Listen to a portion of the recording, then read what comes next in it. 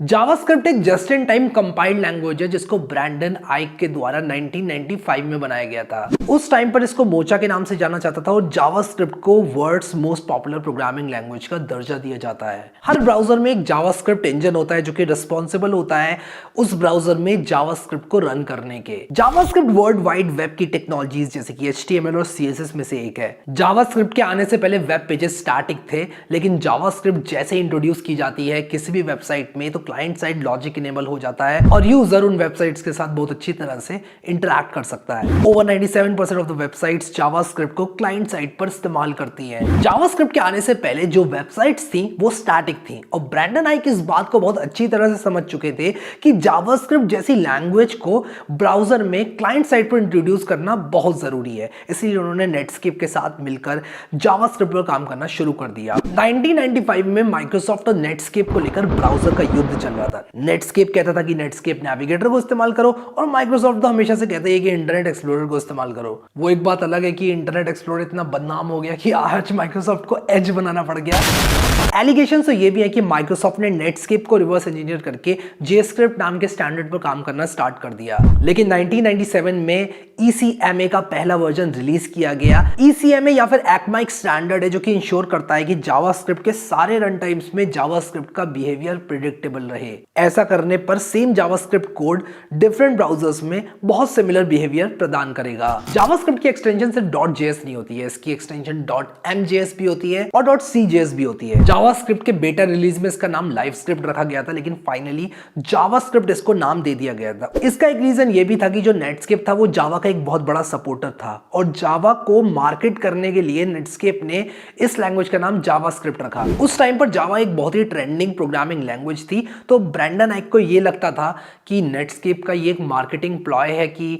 जावा जैसी popular programming language के नाम पर जावास्क्रिप्ट का नाम रखा जा रहा है। बट फाइनली इसका नाम जावास्क्रिप्ट रखा गया और हाँ, ये आज भी प्रोग्रामर्स को कंफ्यूज करता है। जावा और JavaScript absolutely different programming languages हैं। 2009 में एक बहुत ही कमाल की चीज हुई। रायन डाल ने एक C++ प्रोग्राम में क्रोम के V8 इंजन जो कि एक जावास्क्रिप्ट इंजन था उसको डाल दिया।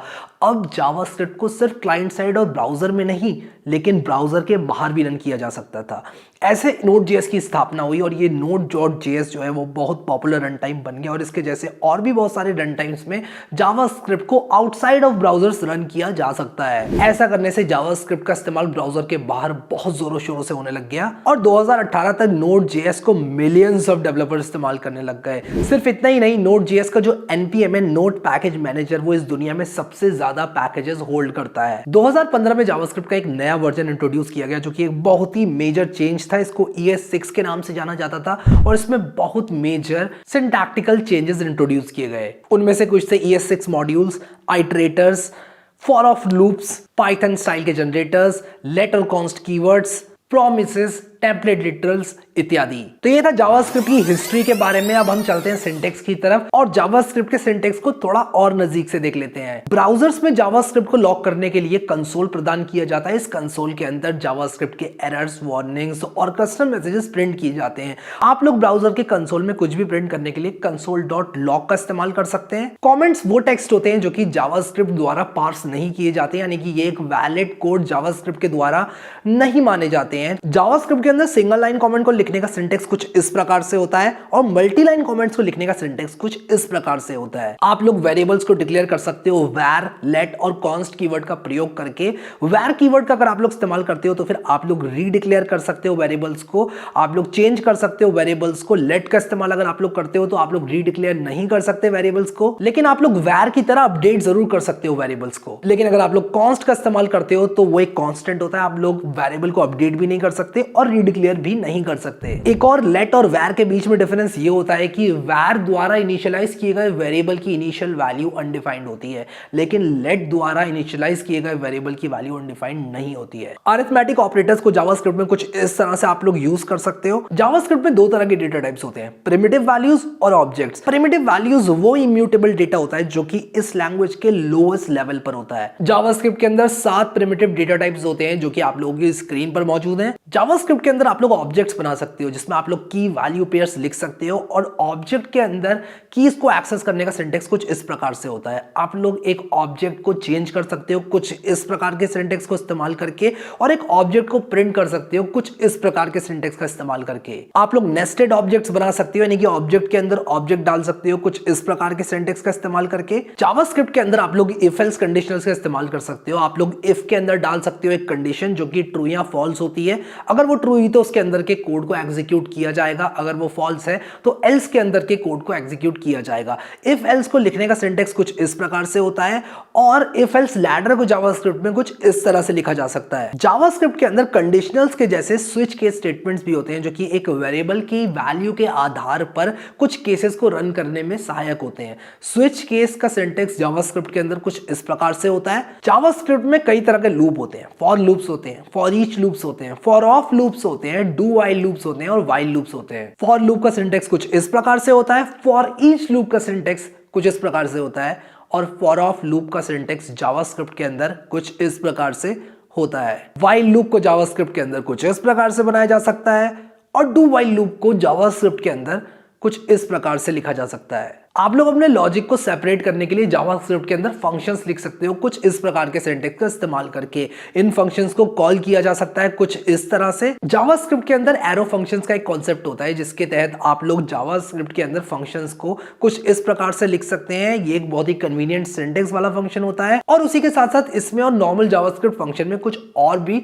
डिफरेंसेस होते हैं। जावास्क्रिप्ट के अंदर इवेंट्स होते हैं जिनको लिसन किया जा सकता है, जैसे कि अगर यूजर कभी क्लिक करता है किसी भी एलिमेंट पर या फिर कोई भी यूजर द्वारा डिफाइन किया गया कस्टम इवेंट फायर किया जाता है तो आप लोग जावास्क्रिप्ट के अंदर कुछ कोड लिख सकते हैं जो कि एग्जीक्यूट होगा। इस कोड में आप लोग देख सकते हो कि अगर आप लोग बटन पर क्लिक करोगे तो कंसोल पर प्रिंट होगा हैप्पी बर्थडे। जावास्क्रिप्ट के अंदर आप लोग स्ट्रिंग्स को इस सिंटेक्स के तहत बना सकते हो। इस स्ट्रिंग्स के इंपॉर्टेंट मेथड और उनके यूजेस आप लोगों की स्क्रीन पर मौजूद है। आप लोग जावास्क्रिप्ट के अंदर टेम्पलेट लिटरल्स का इस्तेमाल करके एक स्ट्रिंग के अंदर वेरिएबल्स को एम्बेड कर सकते हो। टेम्पलेट लिटरल्स का सिंटेक्स कुछ इस प्रकार से होता है। आप लोग यहां पर देख सकते हो कि आप लोग एक स्ट्रिंग के अंदर वेरिएबल को डायरेक्टली प्रिंट कर पा रहे हो। जावास्क्रिप्ट के अंदर नंबर के कुछ मेथड्स होते हैं जो कि आप लोगों की स्क्रीन पर मौजूद है। एक कलेक्शन ऑफ एलिमेंट्स को बनाने के लिए आप लोग एरे का इस्तेमाल कर सकते हो जिसका सिंटेक्स कुछ इस प्रकार से होता है। एरे के कुछ इंपॉर्टेंट मेथड्स आप लोगों की स्क्रीन पर मौजूद है। जावास्क्रिप्ट के अंदर एक डेट ऑब्जेक्ट होता है जो कि आप लोगों को डेट को रिप्रेजेंट करने में मदद करता है। डेट ऑब्जेक्ट को कुछ इस तरह से आप लोग इस्तेमाल कर सकते हैं। जावास्क्रिप्ट के टाइप ऑफ ऑपरेटर की सहायता से आप लोग पता लगा सकते हैं कि किसी भी वेरिएबल का टाइप क्या है। टाइप ऑफ ऑपरेटर का सिंटेक्स कुछ इस प्रकार से होता है। जावास्क्रिप्ट के अंदर होस्टिंग का कॉन्सेप्ट होता है जिसमें कि इंटरप्रेटर वेरिएबल्स, क्लासेस और फंक्शंस को at the top of the code move कर देता है। ये काम इंटरप्रेटर कोड एग्जीक्यूशन से पहले करता है। जावास्क्रिप्ट एक ऑब्जेक्ट ओरिएंटेड प्रोग्रामिंग लैंग्वेज है और क्लासेस को आप लोग जावास्क्रिप्ट के अंदर कुछ इस तरह से बना सकते हो। कुछ इस तरह से आप लोग कंस्ट्रक्टर को इन्वोक कर सकते हो और कुछ इस तरह से आप लोग जावास्क्रिप्ट के अंदर इनहेरिटेंस कर सकते हो। जावास्क्रिप्ट के अंदर एक दिस कीवर्ड होता है जो कि करंट ऑब्जेक्ट को रेफरेंस करने के लिए इस्तेमाल किया जाता है। अगर आप लोग क्लास के अंदर दिस डॉट समथिंग लिखते हो तो आप दिस से उस ऑब्जेक्ट की बात कर रहे हो जो कि अभी बनाया जा रहा है। तो ये था जावास्क्रिप्ट का सिंटेक्स। आई होप आप लोगों ने आज के इस वीडियो से बहुत कुछ सीखा होगा जावास्क्रिप्ट के बारे में। मैंने इस चैनल पर जावास्क्रिप्ट के बहुत सारे कोर्सेज बनाए हुए हैं और उसी के साथ साथ मैं डिस्क्रिप्शन में आप लोगों को एक जावास्क्रिप्ट की चीट शीट भी दे दूंगा। अभी के लिए इस वीडियो में इतना ही guys. Thank you so much guys for watching this video and I will see you next time.